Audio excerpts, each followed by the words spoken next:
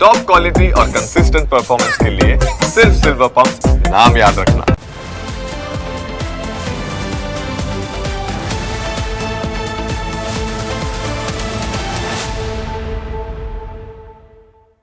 સૌથી પહેલા વાત કરીએ ભૂકંપ વિશે।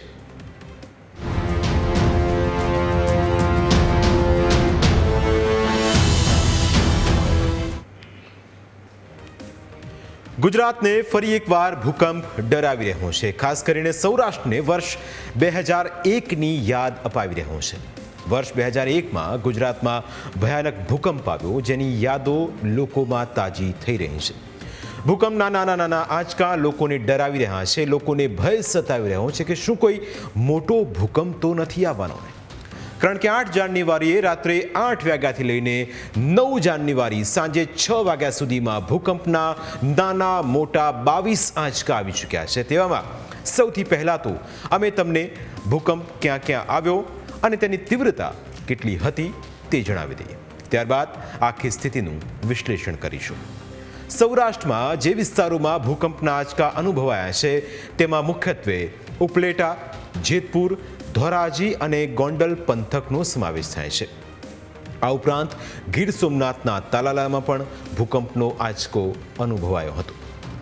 ભૂકંપનો પહેલો આંચકો 8 જાન્યુઆરીએ રાત્રે 8:43 કલાકે ઉપલેટામાં અનુભવાયો હતો।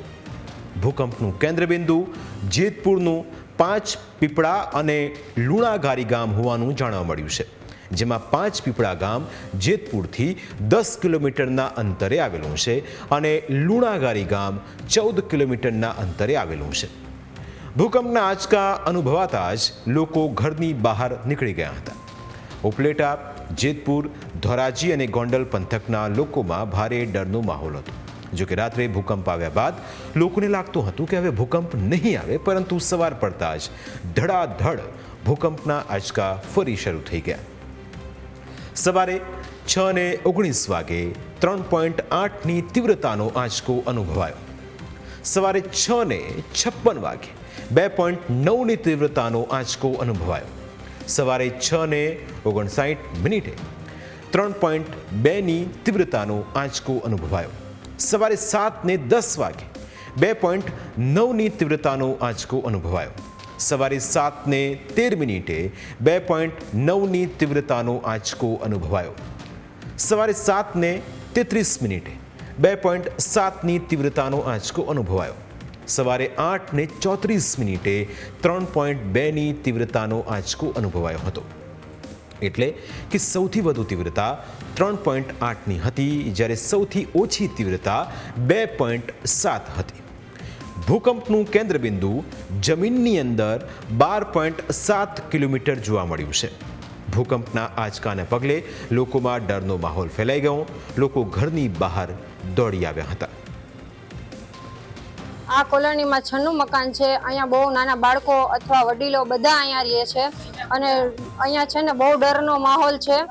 અત્યારે બધા એકસાથે ઘરની બહાર ઉમટી આવ્યા છે જ્યારથી ભૂકંપના આંચકા આવ્યા છે ને ત્યારથી। ગામ વિસ્તારમાં બહુ માણસો જરીક અવાજ થાય તોય બહાર નીકળી જાય છે બીકની હિસાબે, કારણ કે આપણે જોઈ ગયેલ છે આગલા ભૂકંપ, એની હિસાબે એના અનુભવની હિસાબે માણસોને જરીક કંઈક પતા કંઈક ખખરે તો ગાયગા નીકળી જાય છે। બીકનો માહોલ તો થોડો દેખાય જ છે, ડરનો માહોલ। ભૂકંપની સ્થિતિને જોતા જેતપુર અને ધોરાજીની તમામ શાળાઓમાં રજા જાહેર કરી દેવાઈ। આખરે સૌરાષ્ટ્રમાં આટલી મોટી માત્રામાં ભૂકંપના આંચકા કેમ અનુભવાયા? શું કોઈ મોટો ભૂકંપ આવવાના આ સંકેત છે? આવા તમામ સવાલો લોકોને સતાવી રહ્યા છે। તેવામાં ન્યૂઝ કેપિટલની ટીમે સિસ્મોલોજી વિભાગના અધિકારી સાથે વાતચીત કરી, જેમાં તેમણે દાવો કર્યો કે સૌરાષ્ટ્રમાં વધારે વરસાદ પડ્યો હોવાના કારણે પાણીના લેવલમાં ચેન્જ આવ્યો છે। પ્રેશર નીચે જવાના કારણે પુશ મળવાથી આ આંચકા નોંધાયા હોઈ શકે છે। पेनिनसुलर इंडिया का एक भाग है, वहाँ देखा गया है और पेनिनसुलर इंडिया में हैवी मानसून होने के बाद ग्राउंड वाटर लेवल में जब कुछ फेरफार होता है उसके कारण वहाँ पे ऑलरेडी कुछ अगर लिनेमेंट्स या वीक जोन्स हैं तो वहाँ पे दबाव में कुछ फेरफार हो जाता है, जिसके कारण वो लिनेमेंट्स थोड़े एक्टिव हो जाते हैं और ये सॉर्म टाइप ऑफ एक्टिविटी देखने को मिलती है।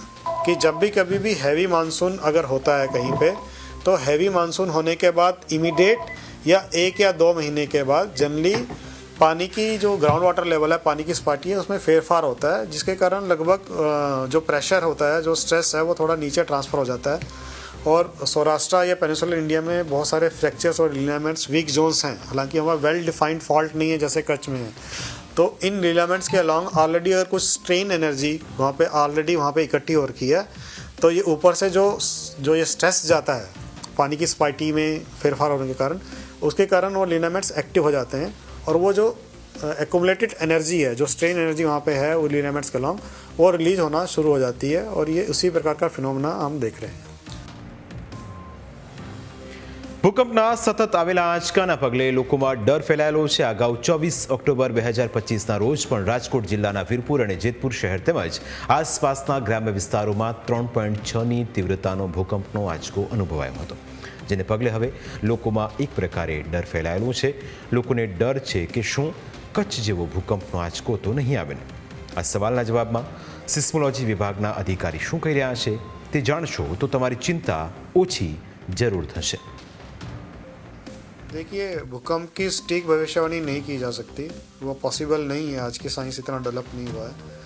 तो अभी भी हम ये नहीं बोल सकते कि बहुत बड़ा अर्थक्वेक वहाँ पे नहीं आ सकता है, लेकिन क्योंकि अभी तक मैक्सिमम मैग्नीट्यूड जो हमने देखा है सुबह 3.8 का है, उसके बाद जो भी अर्थक्वेक्स आए हैं उनका मैग्नीट्यूड 3.8 से कम है। तो ऐसा लगता है कि आने वाले 2-3 दिनों में ये एक्टिविटी अपने आप धीरे धीरे डाई आउट हो जाएगी, ख़त्म हो जाएगी, और जो नुकसान या डैमेजिंग अर्थक्वेक हो उसकी संभावना जो हमारा भूतकाल का जो अनुभव है उसको देखते हुए, और अभी जो ये एक्टिविटी का जो पैटर्न दिख रहा है, decaying pattern in terms of magnitude, तो उसको देखते हुए लगता नहीं है कि डैमेजिंग अर्थक्वेक कोई यहाँ पे आएगा। फिर भी लोगों को सावधानी बरतने की ज़रूरत है। कम समय दरम्यान के अंदर अगर लगभग 1 साल का मैग्नीट्यूड के अर्थक्वेक्स बहुत सारे आ जाएँ और बहुत बड़ा अर्थक्वेक ना हो उसमें, जैसे कि 6, 7, 8 मैग्नीट्यूड अर्थक्वेक ना हो और बाकी मैग्नीट्यूड उससे छोटे हों, 5, 4, 3, 2 और एकदम से ख़त्म हो जाए आफ्टर शॉक्स, तो उस प्रकार का अगर फिनोमेना ना हो तो वो सॉर्म टाइप ऑफ एक्टिविटी होती है। इसमें हम यही देख रहे हैं कि 2 से 3 मैग्नीट्यूड के ही अर्थक्वेक सब आ रहे हैं, जो है 3.8 के बाद कोई बड़ा अर्थक्वेक नहीं आया है, तो मैग्नीट्यूड 3 लेवल के ही अर्थक्वेक्स हैं। तो ये लगभग 1 साल का ही है और कम समय दरम्यान के अंदर हैं, तो ये सॉर्म टाइप की एक्टिविटी ही लगी रही है अभी। હવે ધરતીકંપ કેમ આવે છે તે પણ જાણી લઈએ। હકીકતમાં ધરતીકંપ આવવાનું મુખ્ય કારણ પૃથ્વીની નીચે ટેક્ટોનિક પ્લેટ્સની અથડામણ છે। પૃથ્વીની અંદર કુલ 7 પ્લેટ્સ આવેલી છે। આ પ્લેટ્સ સતત ફરતી રહે છે। જ્યારે આ પ્લેટ્સ અંદરો અંદર અથડાય છે ત્યારે ત્યાં ફોલ્ટ લાઇન ઝોન રચાય છે અને સપાટીના ખૂણા વળવા લાગે છે। સપાટીના ખૂણાને લીધે ત્યાં દબાણ વધે છે અને પ્લેટો તૂટવાનું શરૂ થાય છે। આ પ્લેટો તૂટવાના કારણે અંદર રહેલી ઉર્જા બહાર આવવાનો રસ્તો શોધી લે છે, જેને કારણે ધરતી ધ્રુજે છે, જે ભૂકંપ કહેવાય છે। હકીકતમાં બ્યુરો ઓફ ઇન્ડિયન સ્ટાન્ડર્ડ દ્વારા ભૂકંપની સ્થિતિને 4 ઝોનમાં વહેંચવામાં આવેલી છે, જેમાં ઝોન 2માં ઓછું જોખમ હોય છે, ઝોન 3માં મધ્ય પ્રકારનું જોખમ રહેલું હોય છે, ઝોન 4માં વધારે જોખમ હોય છે અને ઝોન 5માં ખૂબ જ વધારે જોખમ રહેલું હોય છે। ગુજરાતના કચ્છ જિલ્લાને ઝોન 5માં મૂકવામાં આવેલું છે, એટલે કે ત્યાં ફોલ્ટ લાઇન છે અને ત્યાં ભૂકંપ આવવાનું જોખમ વધુ રહેલું છે। જ્યારે સૌરાષ્ટ્રના કેટલાક ભાગોને ઝોન 4માં મૂકવામાં આવ્યા છે, જ્યાં ભૂકંપનું જોખમ રહેલું છે। આ ઉપરાંત અમદાવાદ અને ગાંધીનગરનો સમાવેશ ઝોન 3માં કરવામાં આવ્યો છે, એટલે અહીં પણ ભૂકંપના આંચકા આવી શકે છે। જોકે નિષ્ણાંતો જણાવી રહ્યા છે કે આ પ્રમાણે હાલમાં મોટા ભૂકંપનો કોઈ ખતરો નથી, પરંતુ આ કુદરતી આફત છે, તેનું અનુમાન લગાવવું હજુ શક્ય બન્યું નથી, એટલે સતર્ક રહેવું ખૂબ જરૂરી છે। કારણ કે સતર્કતાના આધારે જ એ ખ્યાલ આવી શકે કે તમે કોઈ પણ ઇમારતની અંદર હો તો જ્યારે આ પ્રકારની હલચલ થાય, પેટાળમાં હલચલ થાય, ત્યારે સતર્કતા એ છે કે પરિવાર સાથે બહાર આવી જાઉં અને એવી જગ્યાએ રહેવું જ્યાંથી તમને પણ નુકસાન ન થાય। પ્રાઇમ 9માં સમય થયો છે બ્રેકનો। બ્રેક બાદ અન્ય મુદ્દા વિશે વાત।